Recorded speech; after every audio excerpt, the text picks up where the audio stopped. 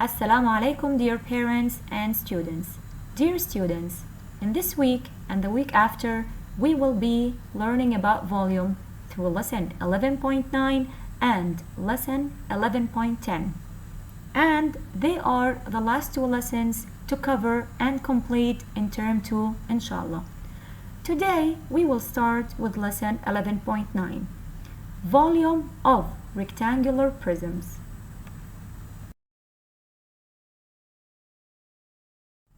Our learning intention for this lesson is to find the volume of a rectangular prism.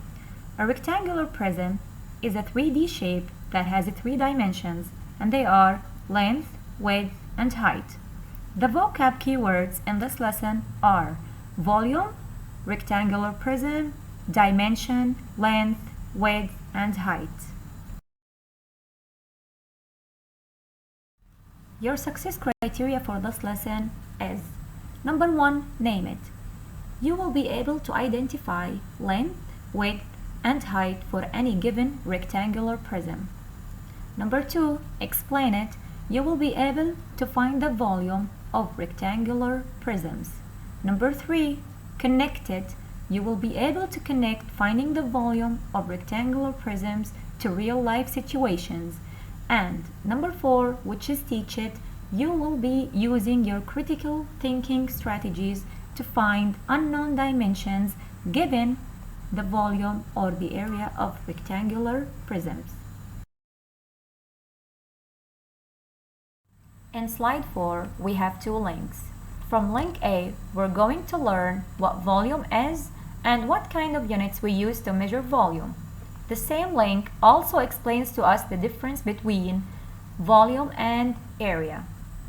Volume, my dear students, tells us how much a 3D space an object occupies, or how much it can hold inside. We use cubic units to measure the volume, where we use square units to measure the area. In link B, we are going to learn how to find volume of a rectangular prism with whole numbers only using 2 formulas. The first formula is volume equals area of the base times the height, which is the same as if we use the second formula, and that is volume equals length times width times height, where the length times width, they represent the area of the base.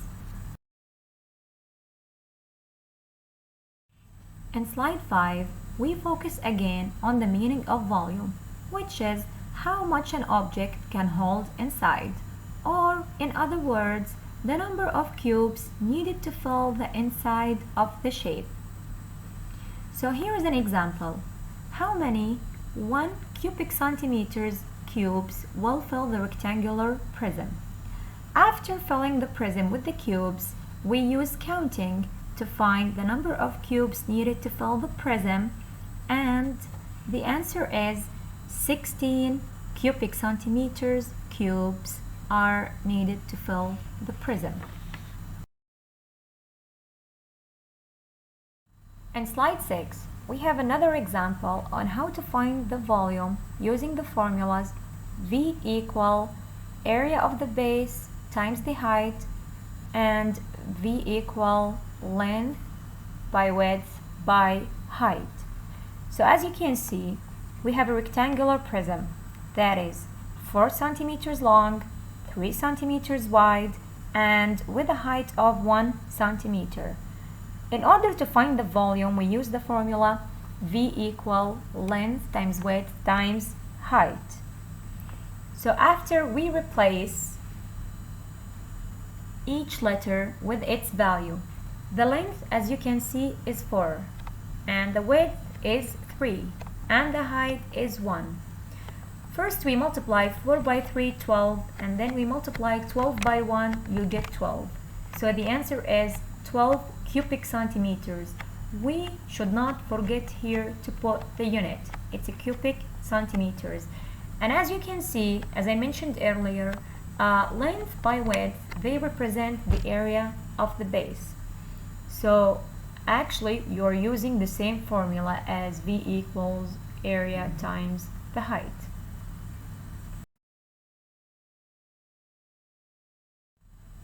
We have here another example on how to find the volume of rectangular prisms.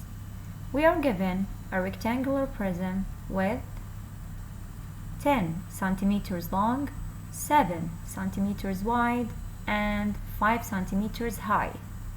In order to find the volume, we will apply the formula, which is volume equals length times width times height. As you can see here, the length is 10 centimeters, the width is 7 centimeters, and the height is 5 centimeters. I want to mention here that if you change the order of the factors, for example, if you write 10 times 5 times 7 or 7 by 10 by 5, it will not matter, as we have in multiplication something called the commutative property of multiplication.